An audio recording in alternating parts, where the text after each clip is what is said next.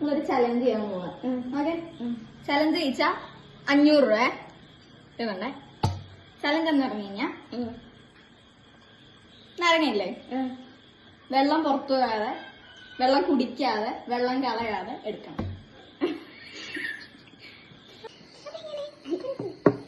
എടുക്കണം.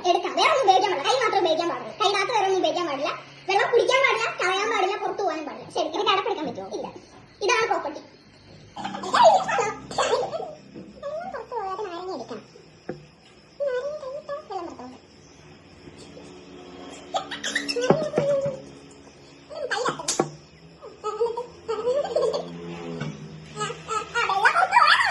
തോറ്റാ എന്ത് ചെയ്യണമെന്നോ?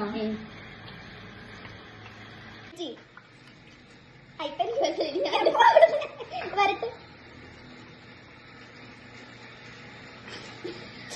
500 രൂപ